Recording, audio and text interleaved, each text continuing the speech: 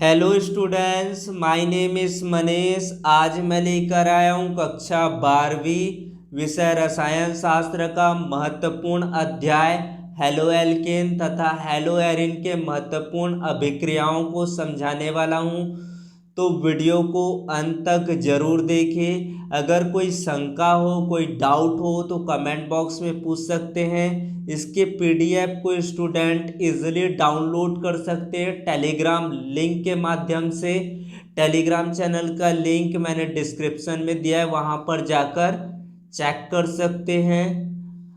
साथ ही साथ जिन लोगों ने अभी तक यूट्यूब चैनल को सब्सक्राइब नहीं किए वे लोग पहले यूट्यूब चैनल को सब्सक्राइब कर ले, उनके बेल आइकन को प्रेस कर दीजिए ताकि आने वाले वीडियो का नोटिफिकेशन स्टूडेंट तक आसानी से पहुंच सके।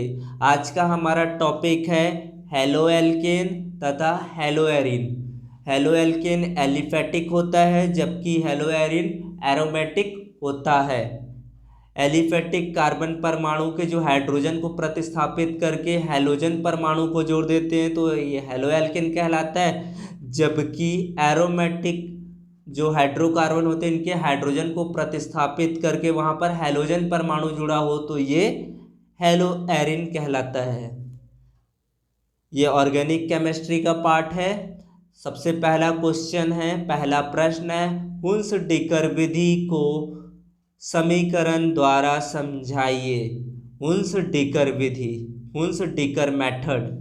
तो कार्बोक्सिलिक अम्ल के सिल्वर लवण, कार्बोक्सिलिक अम्ल के सिल्वर लवण के अध्रुवी विलायक में कार्बन टेट्राक्लोराइड विलयन का क्लोरीन या ब्रोमीन द्वारा अभिक्रिया कराने पर एल्किल हैलाइड प्राप्त होता है। हैलाइड की जगह क्लोरीन, ब्रोमीन, आयोडीन कुछ भी हो सकता है। तो क्या बोला, कार्बोक्सिलिक अम्ल के सिल्वर लवण के अध्रुवी विलायक में बने विलयन का क्लोरीन या ब्रोमीन द्वारा अभिक्रिया कराने पर एल्किल हैलाइड प्राप्त होता है। यहाँ पर कार्बोक्सिलिक अम्ल का सिल्वर लवण है सिल्वर प्रोपेनोएट। इसका फॉर्मूला होता है C2H5 single bond C double bond O single bond O होता है। इसको क्लोरीन या ब्रोमीन द्वारा अभिक्रिया कराने पर एथिल ब्रोमाइड का निर्माण हो रहा है। यहाँ पर C2H5 यहाँ पर जुड़ जाएगा Br तो बन जाएगा C2H5Br यानी कि एथिल ब्रोमाइड। CO2 अलग और एक बॉन्ड के साथ जुड़ जाएगा AgBr सिल्वर ब्रोमाइड। तो यहाँ से क्या का निर्माण हुआ, एथिल ब्रोमाइड को। इसी को हुंस डिकर विधि कहते। कार्बोक्सिलिक अम्ल के सिल्वर लवण में अध्रुवीय विलायक में बने विलयन का क्लोरीन या ब्रोमीन द्वारा अभिक्रिया कराने पर एल्किल हैलाइड प्राप्त होता है। ये इसी को हुंस डिकर विधि कहते हैं। सिल्वर प्रोपेनोएट से एथिल ब्रोमाइड का निर्माण होता है। दूसरा प्रश्न है, रेसिंग विधि क्या है। रेसिंग विधि क्या होता है समझाइए। तो बेंजीन वाष्प, वायु एवं HCl गैस के मिश्रण को 503 केल्विन के ताप पर उत्प्रेरक कॉपर क्लोराइड पर प्रवाहित करके क्लोरोबेंजीन बनाने की विधि रेसिंग विधि कहलाती है। बेंजीन को क्रिया कराते 503 डिग्री सेल्सियस के ताप पर CuCl2 पर प्रवाहित करने पर क्लोरोबेंजीन बनाने की जो मेथड होता है उसी को रेसिंग विधि कहते हैं। तो आपका बेंजीन का फॉर्मूला हुआ C6H5 plus 4 time HCl plus O2। यहाँ पर सारी चीज़ों को आप समझ लेंगे कि क्या कर रहे हैं, बेंजीन को किसके साथ करा रहे हैं, HCl गैस के मिश्रण। वायु में आपका ऑक्सीजन होता है तो इससे निर्माण होता है आपका क्लोरोबेंजीन का निर्माण हो रहा है। इसी बनाने की विधि को रेसिंग विधि कहते हैं। तो 4 टाइम C6H5Cl बच क्या गया आपका 2 टाइम H2O। ये उत्प्रेरक का काम कर रहे हैं कॉपर क्लोराइड। क्यों, CuCl2, इसका टेम्परेचर है 503 डिग्री सेल्सियस तापमान पर इस क्रिया को कराई जाती है, तो क्लोरोबेंजीन का निर्माण होता है। उसके बाद है नेक्स्ट क्वेश्चन, निम्नलिखित यौगिकों के स्ट्रक्चर लिखिए, संरचनाएं लिखिए। पहला है 2 क्लोरो 3 मेथिल पेंटेन। आप इसमें से बता सकते हैं कि पेंटेन में आपका कितने कार्बन्स होते हैं। स्ट्रक्चर 2 पर आपका क्लोरो, 3 पर मेथिल पेंटेन का आपको स्ट्रक्चर तैयार करने हैं। मैंने स्क्रीन पर लिखे हुए हैं, आप इनको समझ सकते हैं। 2 क्लोरो 3 मेथिल पेंटेन का जो स्ट्रक्चर होगा वो क्या होगा, CH3 CH2 CH CH3 CH Cl CH3। इनका नंबरिंग आप कर सकते हैं अच्छे तरीके से। अब 1 पर क्लोरो 4 एथिल साइक्लोहेक्सेन यानी कि एरोमेटिक कंपाउंड होगा, साइक्लिक कंपाउंड होगा, तो साइकिल यानी कि बेंजीन रिंग के थ्रू जुड़ा होगा। तो 1 पर आपका होगा क्लोरो और 4 पर होगा एथिल यानी कि C2H5। उसके बाद 1,4 डाइब्रोमोब्यूटेन यानी कि यहाँ पर डबल बॉन्ड के साथ जुड़ेगा। तो ये स्ट्रक्चर आप देख सकते हैं, सब चेक कर सकते हैं। उसके बाद निम्नलिखित समीकरण या अभिक्रियाओं को समझाइए। सबसे पहला है गाटरमैन अभिक्रिया, फिर उर्ज-फिटिंग अभिक्रिया, फिर रायमंड टीमैन अभिक्रिया। ये तीनों इंपॉर्टेंट रिएक्शन है, कोई भी एक रिएक्शन को पूछा जा सकता है।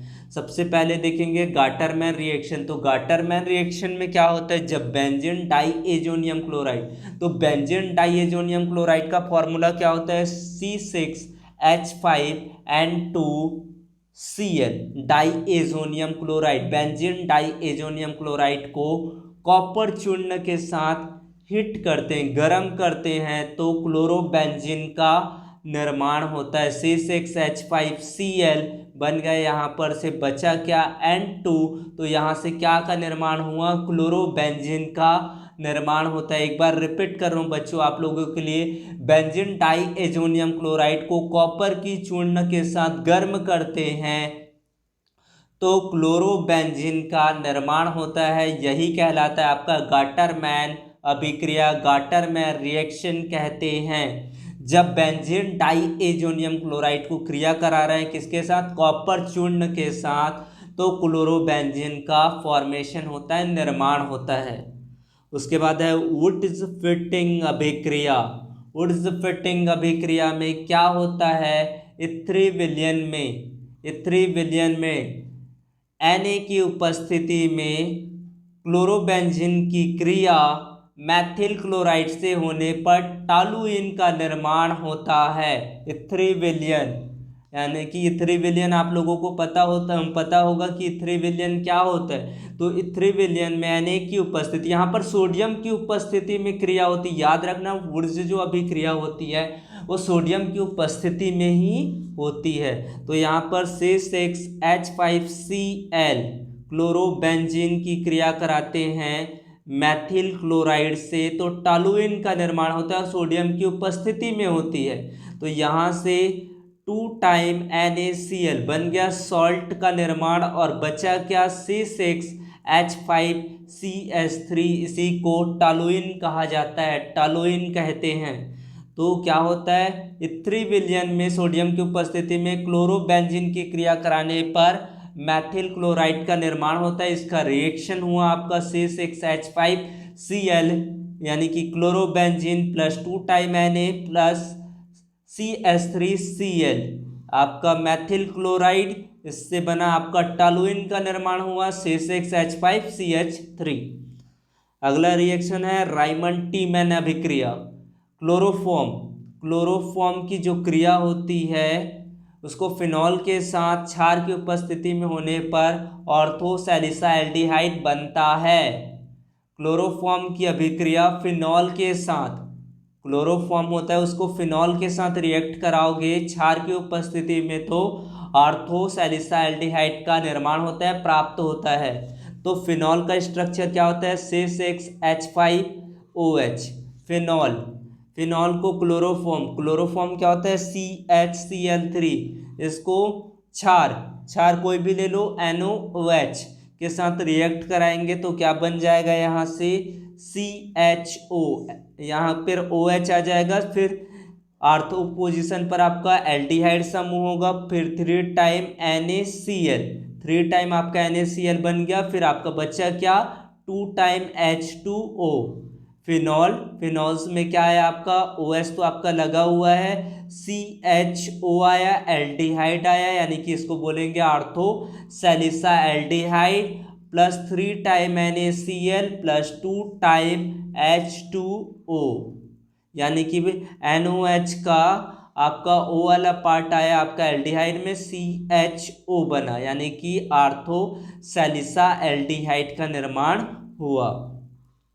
उसके बाद C4H9Br सूत्र वाले यौगिक के सभी समावयवी स्ट्रक्चर लिखिए। इस टाइप के भी प्रश्न पूछे जाते हैं जहां पर समावयवी स्ट्रक्चर पूछा जाता है, एक ही चीज का किस प्रकार से समावयता होता है, उसका स्ट्रक्चर क्या होता है, इस प्रश्न को पूछे जाते हैं अधिकतर बोर्ड एग्जाम में।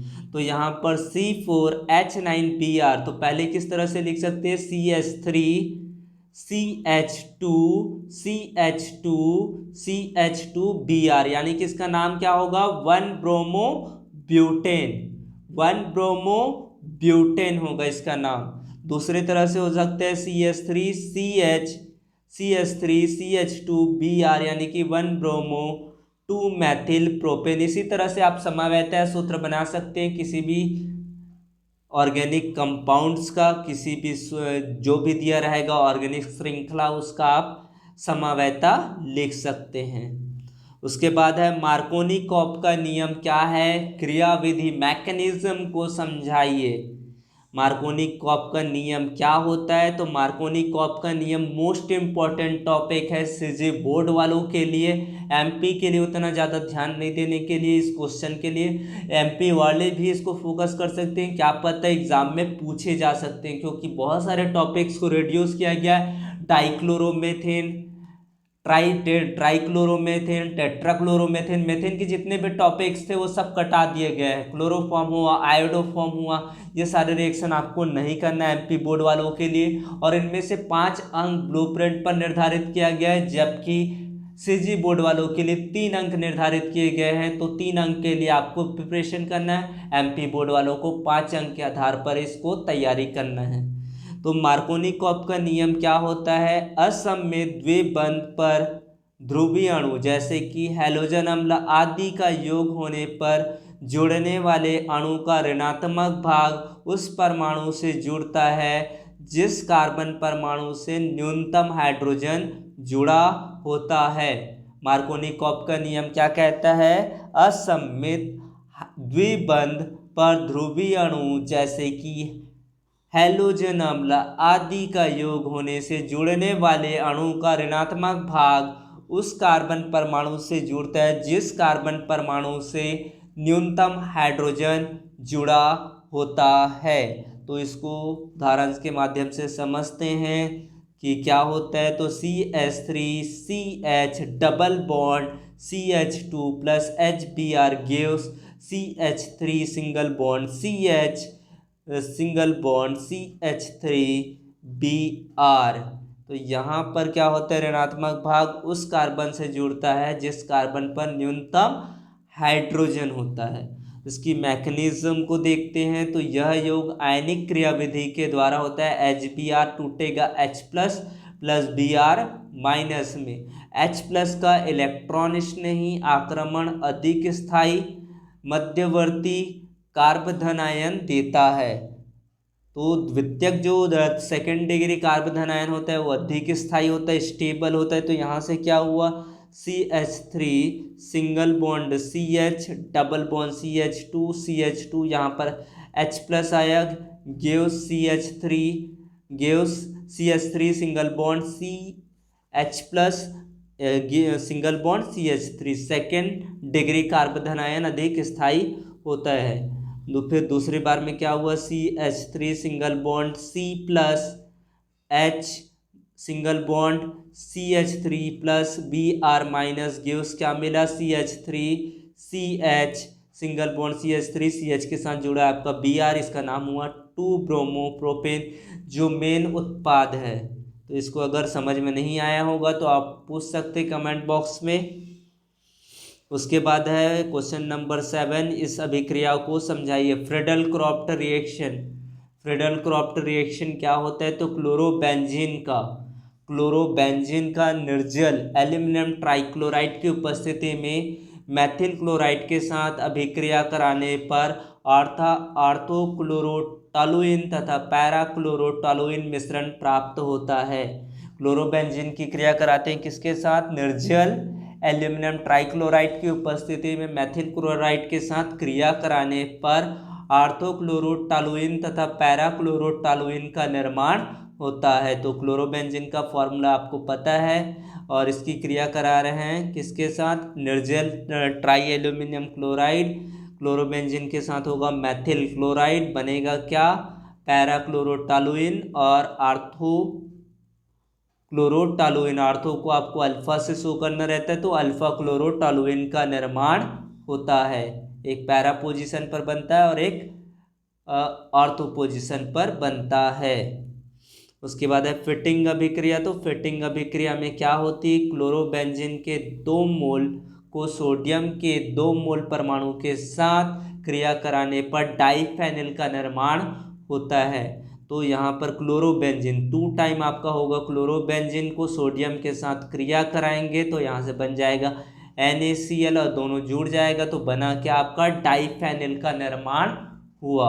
इस चीज़ को आप समझ सकते हैं कि फिटिंग अभिक्रिया में आपको होता क्या है। वुर्ज रिएक्शन और वुर्ज फिटिंग अभिक्रिया दोनों ही अलग अलग रिएक्शन है। उसके बाद है वुर्ज अभिक्रिया। तो वुर्ज अभिक्रिया क्या होती है? एल्किल हैलाइड, कोई भी एक एल्किल हैलाइड है, सोडियम धातु के साथ क्रिया कराते हैं शुष्क स्तर की उपस्थिति में, तो गर्म करने पर एल्किन, उच्च एल्किन बनता है। आपको याद रखना पड़ेगा एल्किल हैलाइड में लिया हम लोगों ने मैथिल क्लोराइड, इसको क्रिया कराए यानी कि 2 बार लेना पड़ेगा मैथिल क्लोराइड को, 2 बार लिए Na को, शुष्क ईथर की उपस्थिति में क्रिया कराने पर क्या बना? CH3 सिंगल बॉन्ड CH3 यानी कि C2H6, जिसको कहा जाता है एथेन। यहाँ से क्या बना? 2 बार लिए। ऐसे ही आपके कई क्रिया यानी कि होते हैं, एक ही मैथिल क्लोराइड नहीं होता है, संरचना के अंदर बहुत ही मैथिल क्लोराइड होता है और इस कारण ही ऐसा ये पॉसिबल हो पाता है। तो Na भी बहुत सारे होते हैं, तो आप कोई भी ले सकते हैं, ऐसे ही आपका उत्पाद बनता चला जाता है। इसमें आपका वुर्ज रिएक्शन हो तो वुर्ज रिएक्शन में शुष्क ईथर की उपस्थिति में क्रिया कराते एल्किल हैलाइड को सोडियम धातु के साथ शुष्क ईथर की उपस्थिति में कराने पर उच्च एल्केन का निर्माण होता है, जिसमें पहले से अधिक कार्बन की श्रृंखला उत्पन्न हो जाता है। देखिए पहले से ज़्यादा हो रहा है, पहले कितने कार्बन थे उससे ज़्यादा ही निर्माण होता है इसमें। तो CH3 single bond Cl plus 2 time Na plus Cl CH3, इसको शुष्क ईथर की उपस्थिति में क्रिया कराने पर क्या बना? C2H6। आपको सॉल्ट अलग कर लेना है, उसके बाद जो प्रोडक्ट बना उसको आप देख सकते हैं कि क्या बना है, एथेन का निर्माण हुआ है। इसको और किसी एग्जाम्पल के माध्यम से आप समझ सकते हैं। तो आपको वीडियो कैसा लगा कमेंट बॉक्स में ज़रूर बताएं। Thanks for watching video, please subscribe here. Thank you.